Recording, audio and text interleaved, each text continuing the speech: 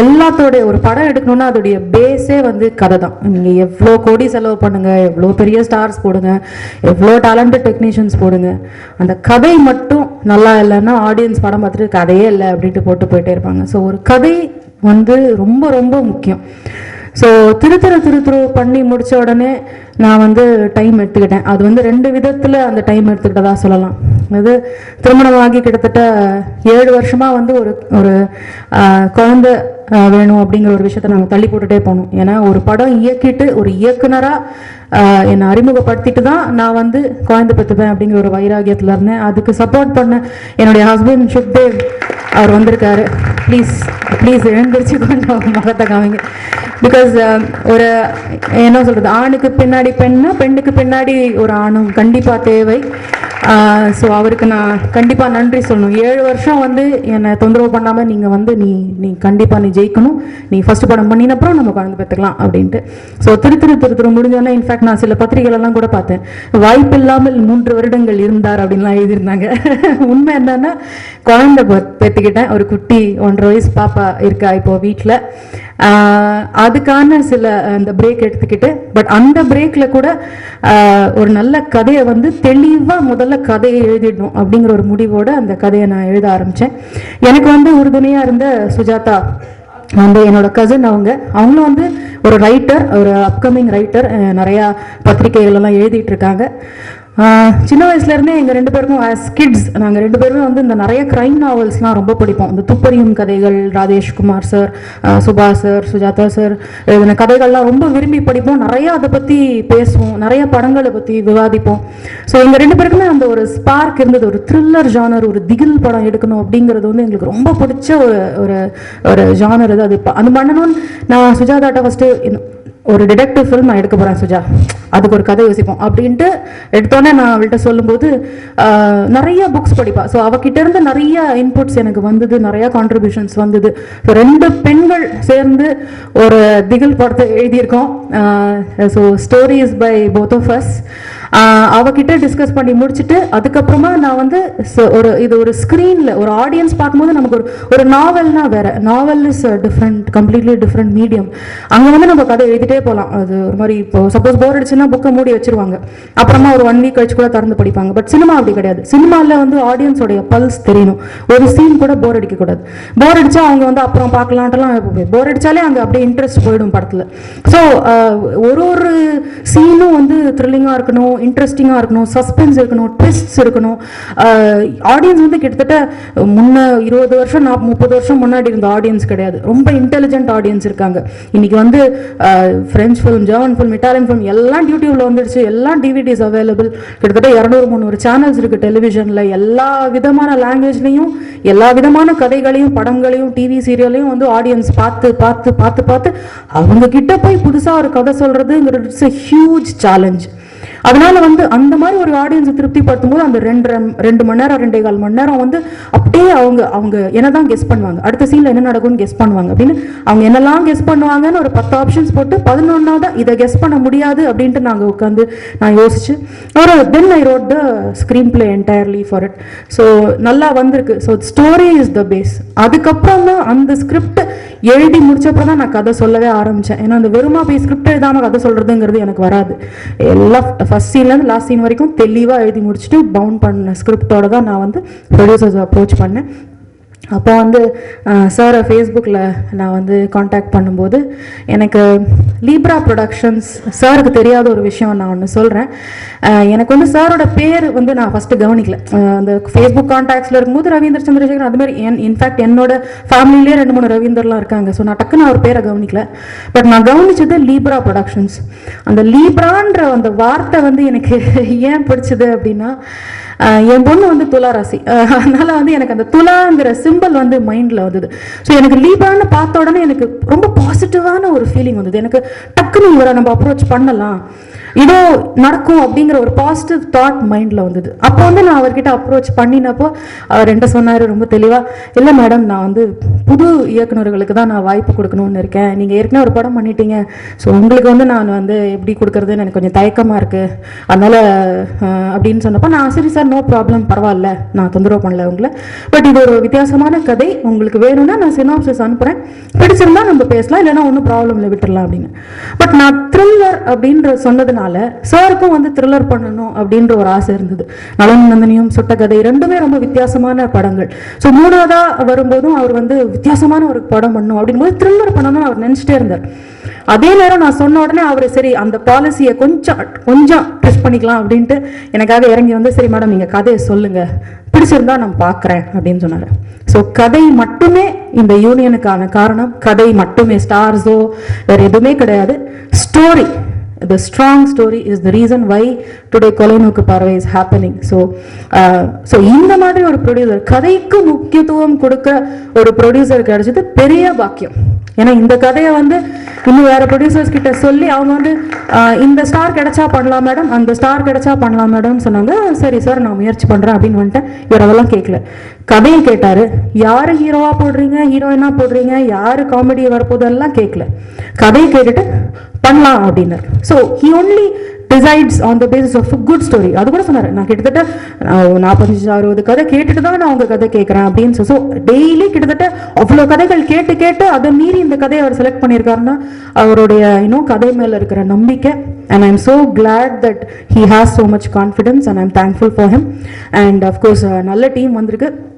Cinematographer Vasanth ஒரு 2 வார்த்தை பேசணும்னு நான் ஆசைப்படுறேன். இங்கே இருக்கார்.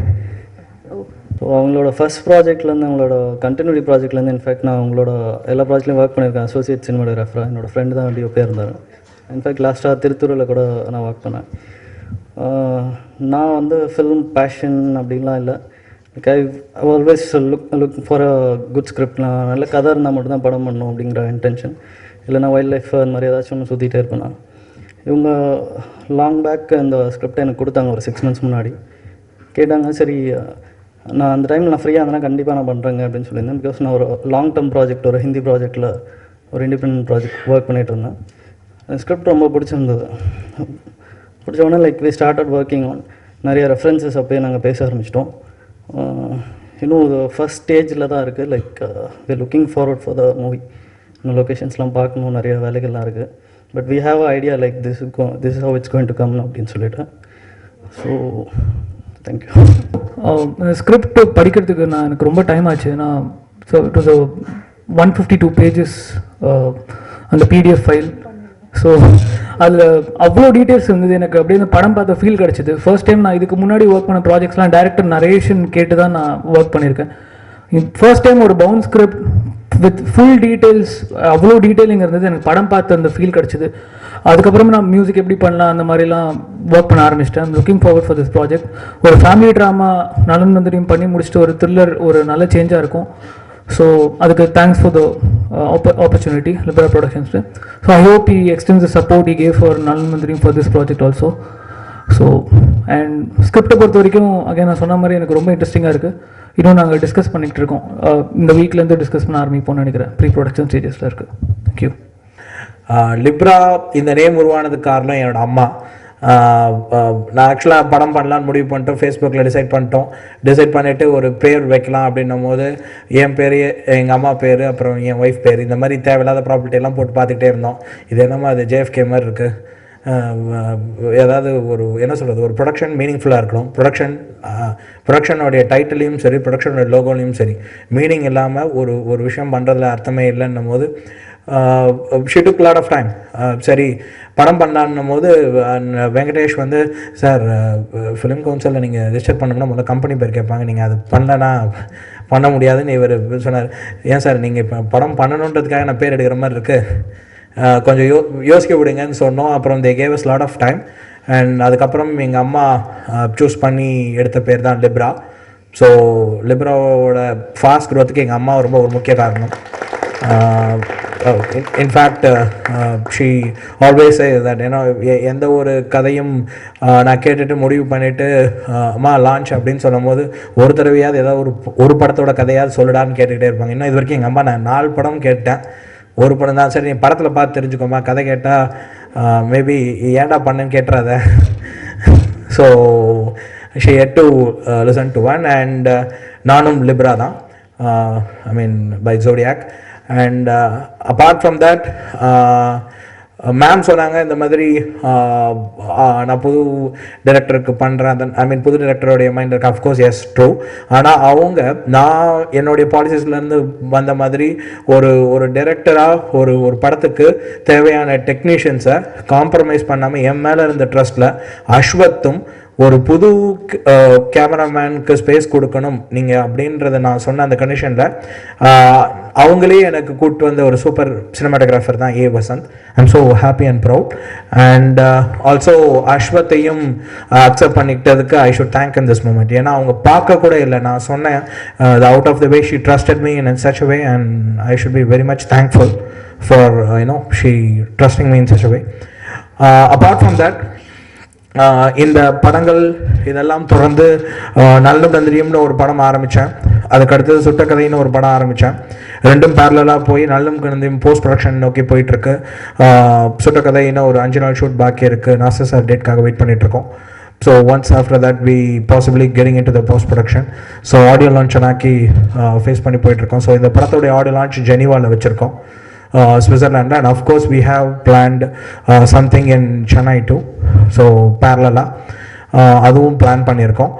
அப்பார்ட் ஃப்ரம் தட், இது எல்லாம் தொடர்ந்து ஒரு படம், நான் ஆக்சுவலாக பேசிக்கலாக என் பேக்ட்ராப் வந்து ஒரு ஐடி காய், டெக்னிக்கல் காய்.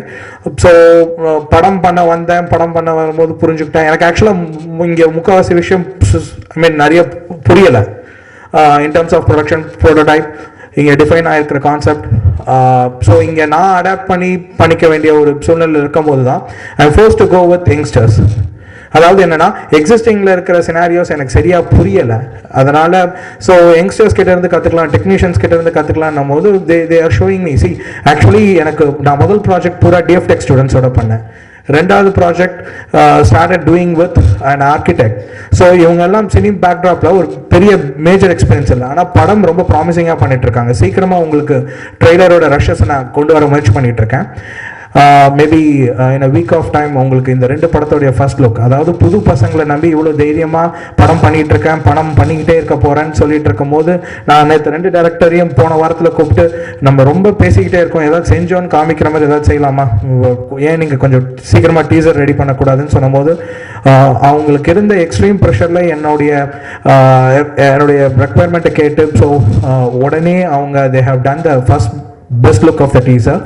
ஸோ அதோடைய ஃபைனல் பொசிஷனில் இருக்குது. ஸோ அந்த டீசர் ரெடி ஆனோன்னா we are looking forward to showcase to you. அதுவும் ஸ்பெஷலாக ப்ரெஸ்ஸுக்கு தான் ஃபர்ஸ்ட் ஷோ காட்டலான் இருக்கோம். ஏன்னா புது டெக்னீஷியன்ஸை வச்சு படம் பண்ணுறதோடைய ரிஸ்க், அதுவும் ரிலீஸ் பண்ணாமல் தொடர்ந்து படம் பண்ணுறதோட சினாரியோ எந்த அளவுக்கு இருக்குன்னு அவங்களோட ஃபீட்பேக். ஏன்னா நான் எப்போவுமே முதல் லான்ச்லேருந்து சொல்லிட்டு இருக்கிறதுனா, மீடியாவும் மீடியா பீப்புளும் தொடர்ந்து சஸ்டைனும் சொஃபிஸ்டிகேட்டடாக இருக்கிறதுக்கு ஒரே காரணம் மீடியா மட்டும்தான். So I strongly trust and respect that இந்த முயற்சி எந்த அளவுக்கு மீனிங்ஃபுல்லாக இருக்குன்னு மீடியா பீப்புளோடைய review, because always for any good work ஃபீட்பேக்கில் ஒர்க் பண்ணுறது தான், that's how I work. So அந்த ஃபீட்பேக்கில் ஒர்க் பண்ணுறது I would always say it is a good and healthy.